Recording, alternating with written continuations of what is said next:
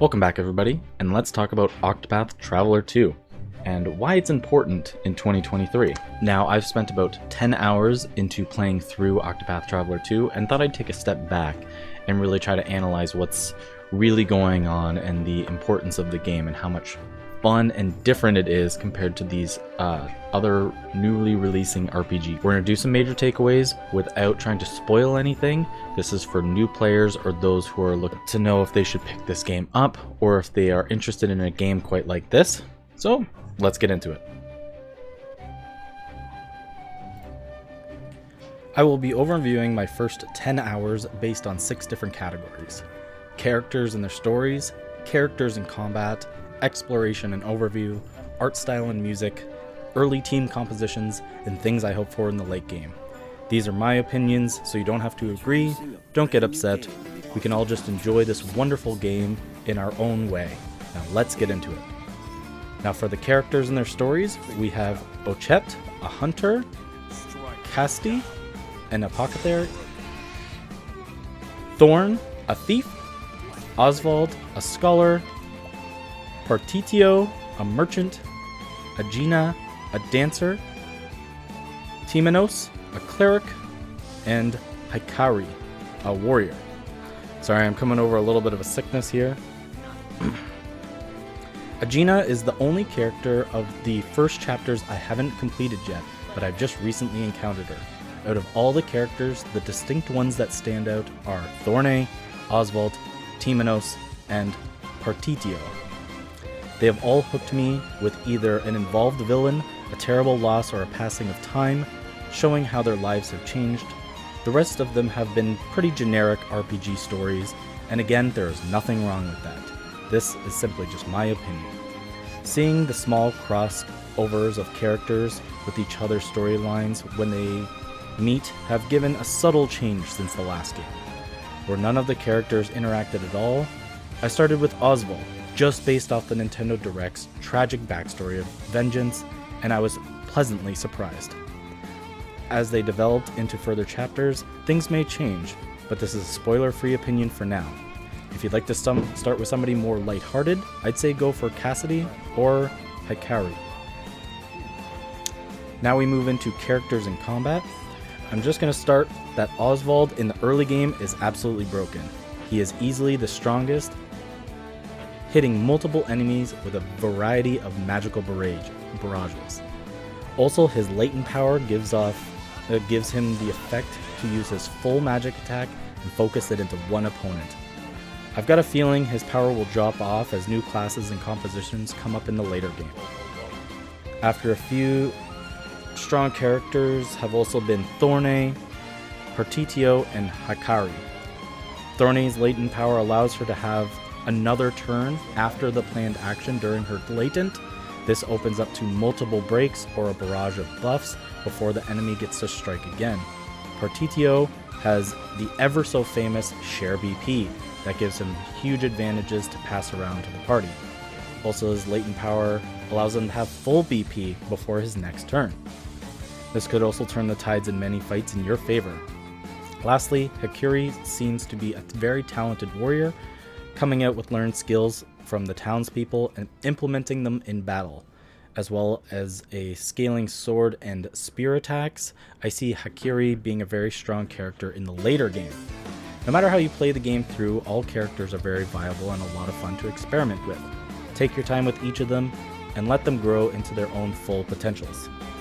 The turn-based style is back with the ever so famous break system. Find out enemies' weaknesses to use magic or a weapon to break them and continuously hit their weaknesses. It will stun them out of their current turn and into the next one, dropping defense and buffs. It is an addictive and enjoyable way to keep combat feeling fresh. Last thing about combat is the mainline bosses. They all feel larger than life, getting their own large portrait on screen for you to fight and being much tougher than common enemies, usually having very strong buffs and large health pools. Be prepared for some big fights ahead.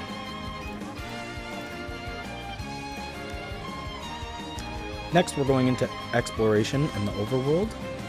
The world of Ostera is a large, two-part open world split by an ocean in the middle. It has many caves and tunnels and underground spots and beautiful changing landscapes depending on the region you're in.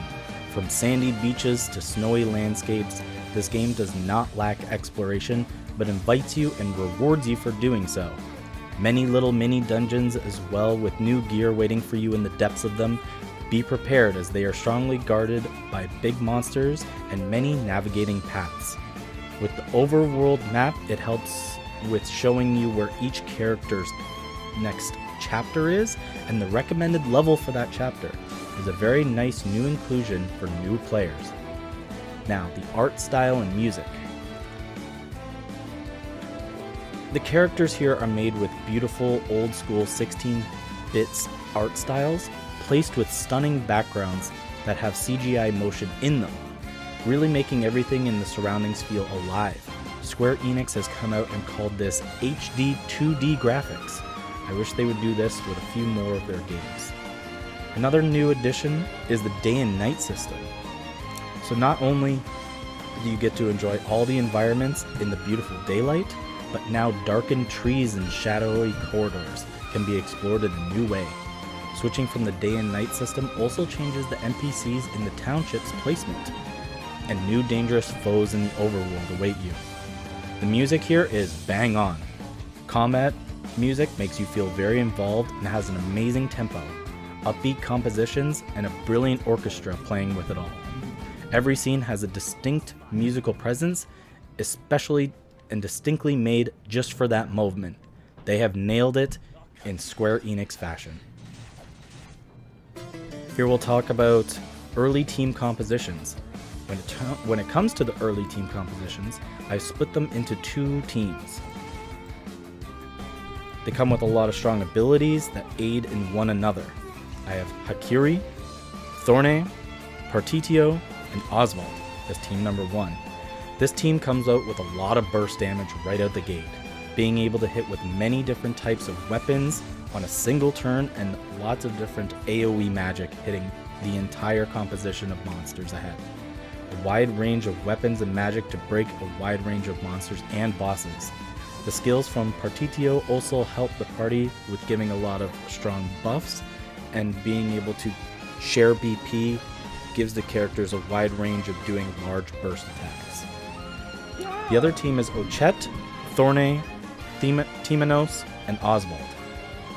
This team has a few different features by being able to hit a wide range of creatures as well with many different attacks and magics within a turn, and having a wide range of healing as well with Timanos. Ochet can capture healing creatures or even buffing monsters to aid in the party and battle to get stronger with Timanos' buffs, leading to devastating finishers. By no means are these the only compositions, but the characters are all viable. Enjoy, but this is just my opinion within the first 10 hours of the playthrough. Now, things I'm expecting for the mid and late game. What I'm hoping for in the mid and late game is a lot more story development from the characters. I've kind of felt like they've fallen flat in the beginning, and to keep those large and boss encounters exciting before the power leveling and the power game begins. I'm going to keep myself away from the internet and the secrets of this game until the very end. I really want a fresh, spoiler-free playthrough while enjoying the lovely work that they put into Octopath Traveler 2. Also some new classes. Yeah, some awesome new classes. I really hope Square Enix really spices this one up and gives us a lot of different compositions to really work with. They did in the last game, but here they've had about 5 years to really come up with something new, and I hope they're bang on with it. Oh, and maybe some new mega dungeons, where like it's a big slog to get all the way down to the bottom, discouraging like hasty new players who won't go in, and really reward those players for going in, like as if they have multiple floors and confusing tunnels and pathways. Yeah, that would be awesome. In conclusion though, I'm loving this game, and I'll continue to play it here live on YouTube. Come tag along sometime. Just say hey. Let me know in the comments below how you're doing in your pathway through Octopath Traveler 2, and the things that you're enjoying with it. Thanks for tuning in.